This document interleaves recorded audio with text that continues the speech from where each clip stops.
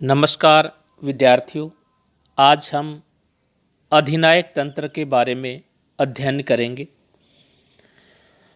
अधिनायक तंत्र उस शासन व्यवस्था को कहते हैं जिसमें राजसत्ता केवल एक व्यक्ति में निहित होती है।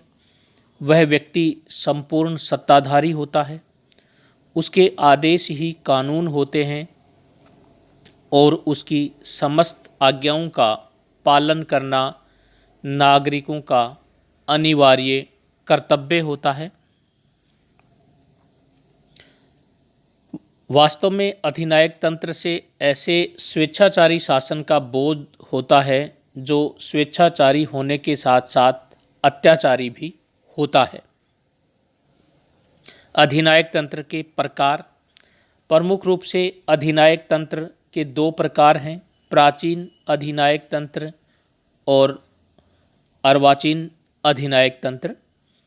प्राचीन अधिनायक तंत्र प्राचीन समय में ऐसी व्यवस्था या तो विशेष संकटों का सफलता से मुकाबला करने के लिए या लोक कल्याण के लक्ष्यों को शीघ्रता से प्राप्त करने के लिए अपनाई जाती थी।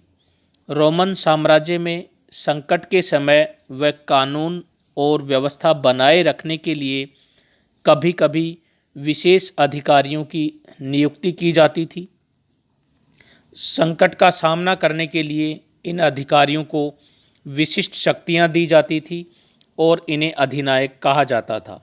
इन्हें अधिनायक के नाम से इसलिए पुकारा जाता था क्योंकि उन्हें आदेश देने की असीमित शक्तियां प्राप्त थी। रोम में अधिनायक को संकट का सामना करने के लिए सर्वोच्च शक्तियां सौंपी जाती थी। संकट समाप्त होने पर अधिनायक का पद भी समाप्त हो जाता था। वस्तुतः रोमन अधिनायक तंत्र एक अस्थायी प्रयोग हुआ करता था। अधिनायक का कानूनी विधि से चुनाव होता था तथा वह अत्याचारी न बन जाए इसलिए उस पर कानूनी मर्यादा रहती थी। दूसरा है अर्वाचीन अधिनायक तंत्र। आधुनिक समय में अधिनायक तंत्र से स्वेच्छाचारी व अत्याचारी शासन का बोध होता है। इसमें राजसत्ता एक व्यक्ति में निहित होती है और शासन सत्ताधारी व्यक्ति की इच्छा अनुसार ही चलता है। ऐसे अधिनायक पर किसी प्रकार का अंकुश नहीं होता। आधुनिक अधिनायकों को राष्ट्रीय संकट के समय नहीं चुना जाता, वरन वे तो प्राय आकस्मिक राज्य क्रांति के फलस्वरूप शक्ति प्राप्त कर लेते हैं। उनकी राजनीतिक स्थिति का आधार शक्ति और बल प्रयोग होता है और न वे किसी के प्रति उत्तरदायी होते हैं। अधिनायक तंत्र में राज्य की संपूर्ण शक्ति एक ही व्यक्ति में निहित होती है और वह स्वयं को राज्य का मूर्त रूप समझता है।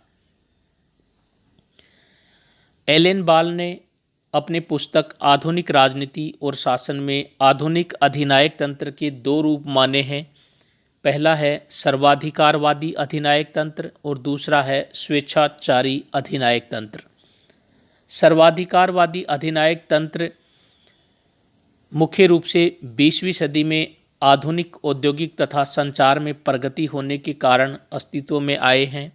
अधिकांश सर्वाधिकारी शासन आधुनिकीकरण तथा सुधार लाने के लिए कटिबद्ध क्रांतिकारी शासन है। इनमें एक दल जो वस्तुतः एक विचारधारा से अनुप्राणित होता है, सत्ता पर एकाधिकार रखता है तथा दल का सर्वोच्च नेता दल के समर्थन के द्वारा एक तरह से अधिनायक की तरह शक्ति का प्रयोग करता है। ऐसी सर्वाधिकारवादी व्यवस्थाओं के उदाहरण हैं स्टालिन का रूस, हिटलर का जर्मनी और मुसोलिनी का इटली। दूसरा प्रकार है स्वेच्छाचारी अधिनायक तंत्र। तीसरी दुनिया के अधिकांश देशों में स्वेच्छाचारी अधिनायक तंत्र दिखाई देता है।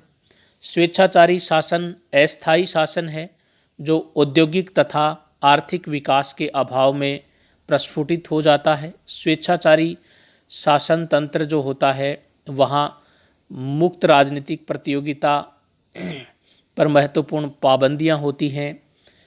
कम्युनिज्म या फासिज्म जैसी विचारधारा का अभाव होता है। राजनीतिक अनुरूपता तथा आज्ञाकारिता प्राप्त करने के लिए राजनीतिक सत्ताधारी बहुधा जोर जबरदस्ती तथा बल प्रयोग पर अधिक जोर देते हैं। नागरिक स्वतंत्रताओं की अनुमति बहुत कम दी जाती है। जनसंपर्क के माध्यमों तथा न्यायपालिका पर सरकार का सीधा नियंत्रण होता है। अक्सर सेना ही आकस्मिक राज परिवर्तन या स्वतंत्रता के औपनिवेशिक युद्ध के फलस्वरूप सत्ता हथिया लेती है। स्वेच्छाचारी शासन के उदाहरण हैं युगांडा, लीबिया, नाइजीरिया आदि। अधिनायक तंत्र के लक्षण। अधिनायक तंत्र के जो प्रमुख लक्षण हैं वो हैं कि यह लोकतंत्र विरोधी है। अधिनायक तंत्र लोकतंत्र का घोर शत्रु है। यह लोकतंत्र को मूर्खतापूर्ण, भ्रष्ट और अव्यावहारिक व्यवस्था बताकर उसकी खिल्ली उड़ाता है। अधिनायकवादी लोकतंत्र में संसद को बातूनी लोगों की दुकान कहा जाता है। दूसरा लक्षण है उदारतावाद विरोधी। कोकर का कहना है कि अधिनायक तंत्र स्वतंत्रता, समानता, बंधुत्व जैसी उदारतावादी अभिव्यक्तियों का विरोधी है। अधिनायकवाद का नारा है आदेश, अनुशासन और सत्ता, जबकि उदारतावाद स्वतंत्रता, समानता और अधिकार पर बल देता है। नेक्स्ट इसका लक्षण है हिंसा और शक्ति में विश्वास। अधिनायक तंत्र शक्ति के सिद्धांत में विश्वास करता है। कार्ली के अनुसार अधिनायकवाद का उदय ही युद्धों से होता है तथा युद्ध से ही उसका विकास होना आवश्यक है। नेक्स्ट है तानाशाही को अत्यधिक महत्व। तानाशाही व्यवस्था में राज्य सर्वे सर्वा होता है। मुसोलिनी के शब्दों में राज्य केवल राजनीतिक संस्था मात्र ही नहीं है, राज्य एक आध्यात्मिक तथा नैतिक तथ्य है, वह जनता की आत्मा का रक्षक है। नेक्स्ट है वैयक्तिक स्वतंत्रता का विरोधी। अधिनायक तंत्र व्यक्तिगत स्वतंत्रता का घोर विरोधी है। अधिनायकवादी राज्य व्यक्ति के जीवन में सभी पहलुओं पर नियंत्रण रखता है। तानाशाही में स्वतंत्रता का अर्थ है राज्य के आदेश और अनुशासन का पालन करना। नेक्स्ट है उग्र राष्ट्रवाद। अधिनायकवाद उग्र राष्ट्रवाद में विश्वास करता है। यह राष्ट्र की महानता को कल्पित धारणा मानता है। मुसोलिनी के शब्दों में राष्ट्र स्वयं में एक आध्यात्मिक और नैतिक तत्व है। राष्ट्र से पृथक किसी व्यक्ति की कोई पृथक सत्ता नहीं हो सकती। नेक्स्ट है सर्वाधिकारवाद। अधिनायक तंत्र सर्वाधिकारवादी है। यह राष्ट्रीय जीवन के प्रत्येक क्षेत्र को नियंत्रित करने का प्रयास करता है। इस प्रणाली के अंतर्गत समाज, धर्म, परिवार सभी पर राज्य का नियंत्रण रहता है। प्रत्येक सामाजिक संगठन सत्तारूढ़ दल की नीतियों के प्रचार का एक सक्रिय माध्यम बन जाता है।